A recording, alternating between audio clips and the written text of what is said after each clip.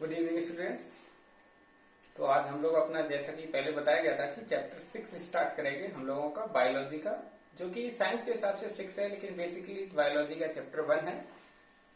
नाम है life processes.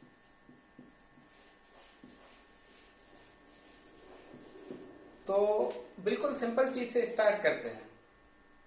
यानी जब भी हम किसी भी लिविंग चीज को देखते हैं, किसी भी चीजों को हम देखते हैं, तो हमें कैसे पता चलता है कि वो अलाइव है या नहीं है, वो जीवित है या मरी हुई है।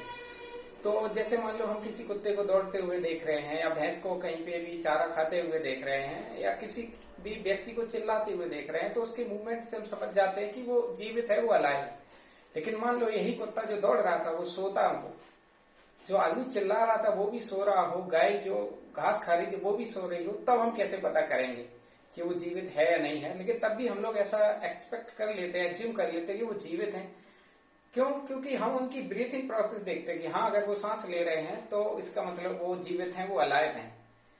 ऐसा ही प्लांट्स के केस में क्या होता है कि प्लांट्स के केस में हम लोगों को नहीं पता चलता कि बेसिकली वो सांस ले रहे हैं या नहीं ले रहे हैं। ग्रोथ की भी बात करें, हम लोग ग्रो करते हैं, प्लांट्स का जो ग्रो करने का जो तरीका वो स्लो होता है। इतना जल्दी हम किसी की भी देख के नहीं बता सकते कि ये जीवित है या नहीं है। तो इसका मतलब ये हो गया कि मूवमेंट और ग्रोथ पर्याप्त नहीं है ये बताने के लिए कि कोई भी अलाइव है या नहीं है।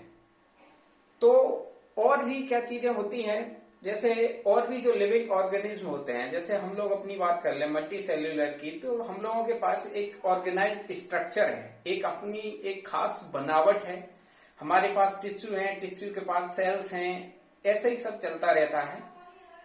और इन्हीं चीजों को हमारी बॉडी को मेंटेन भी करना होता है। यानी जो हमारे पास जो स्ट्रक्चर है, जो बनावट है, जो ऑर्गेनाइज्ड हमें बॉडी मिली है, ये ब्रेक डाउन ना हो। क्योंकि अगर ये ब्रेक डाउन होगी तो हम अलाइव नहीं रहेंगे, जीवित नहीं रहेंगे। तो इसके लिए होता क्या है कि सारे लिविंग ऑर्गेनिज्म जितने भी हैं वो इस चीज को मेंटेन करते हैं, रिपेयर करते हैं कि उनकी बनावट में, उनका जो शुरू से नेचर है, गॉड गिफ्टेड जो चीज है, उसके साथ कोई छेड़छाड़ ना हो। और इस मेंटेनेंस की प्रोसेस को करने के लिए, इस रिपेयरिंग की प्रोसेस करने के लिए उनको जरूरत होती है एनर्जी की।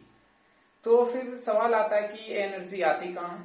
तो ऑफकोर्स हम लोग जानते हैं कि एनर्जी हमें बॉडी के आउटसाइड से मिलती है।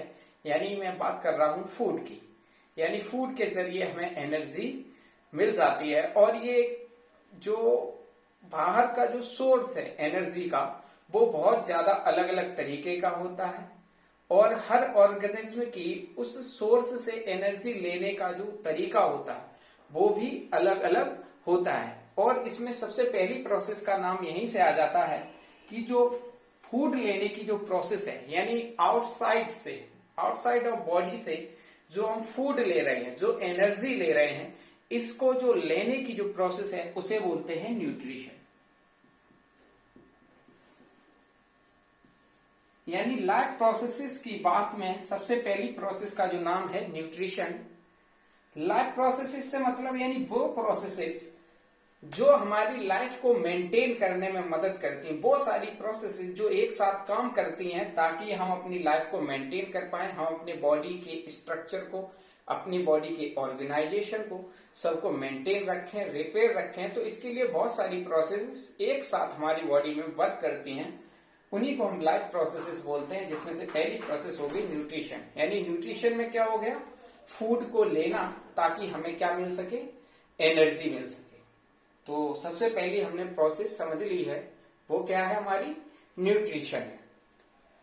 अब होता क्या है कि जब ये न्यूट्रिशन के जरिए हमें एनर्जी मिल रही, हमें मेंटेनेंस का काम करना पड़ रहा है, रिपेयरिंग का काम करना पड़ रहा है बॉडी के अंदर, तो इसके लिए एनर्जी चाहिए थी। एनर्जी हमने फूड से ली तो, लेकिन फूड में एनर्जी क्या है? उसके अंदर इन्वॉल्व है, फूड के अंदर छिपी हुई है।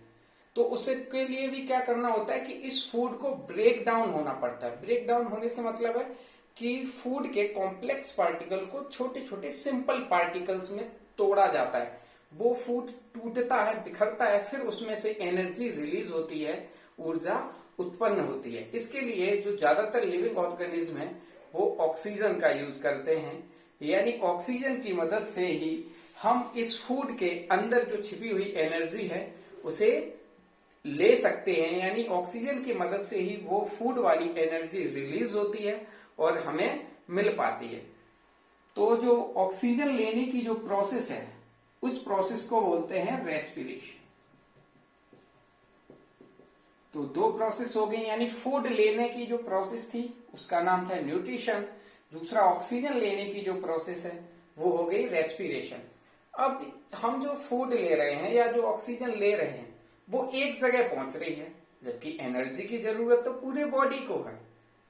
तो यहां से एक सवाल पैदा होता है कि अब ये फूड और ये एनर्जी पूरे बॉडी में कैसे जाए, क्योंकि पूरे बॉडी की सेल्स को जरूरत है एनर्जी की, पूरी बॉडी की सेल्स वर्क करती हैं। तो यहीं से एक जरूरत ये भी आ गई कि क्यों ना कोई एक ऐसा ट्रांसपोर्टेशन सिस्टम होना चाहिए जिससे हम इस फूड को और इस ऑक्सीजन को पूरी बॉडी में ट्रांसफर कर पाए। और ये कैसे होता है, तो हम लोगों को पता है कि सबसे बड़ा जो ट्रांसपोर्टेशन का काम हमारी बॉडी में कोई करता है तो वो है हमारा ब्लड, जिसे हम आगे चल के जब हम सर्कुलेटरी सिस्टम पढ़ेंगे उसमें समझेंगे। क्योंकि जितने भी हमारी जो बॉडी की प्रोसेस हैं ज्यादातर कार्बन कंपाउंड्स पे डिपेंड हैं, कार्बन मॉलिक्यूल्स पे डिपेंड हैं, जबकि हमें एनर्जी के लिए क्या चाहिए होती है, ऑक्सीजन।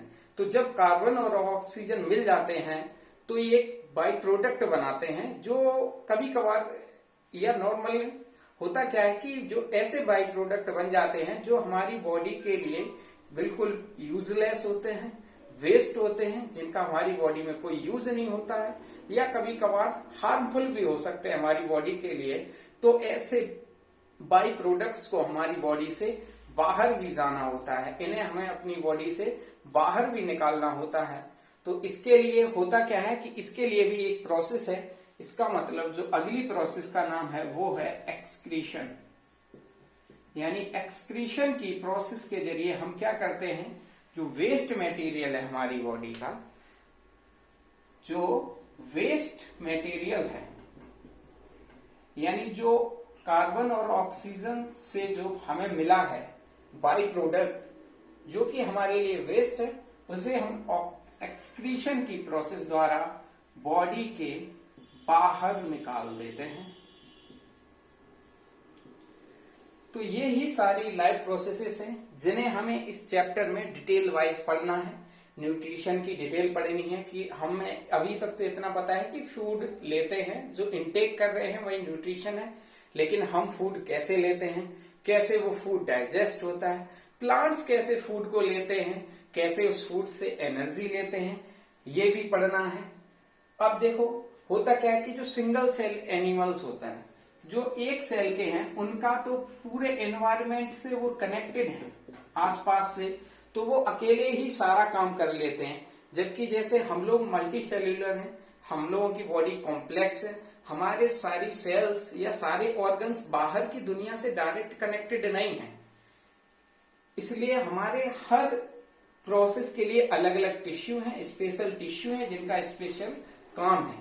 तो वही सारी प्रोसेसेस को हम एक एक करके आगे इस चैप्टर में पढ़ते जाएंगे कि न्यूट्रिशन कैसे होता है, रेस्पिरेशन हम कैसे करते हैं, प्लांट्स कैसे करते हैं, कैसे एक्सक्रीशन की प्रोसेस होती है, सिंगल सेल एनिमल कैसे करते हैं, या हम जैसे कॉम्प्लेक्स ऑर्गेनिज्म जैसे मल्टी सेल्यूलर वो एक्सक्रीशन की प्रोसेस को कैसे करते हैं।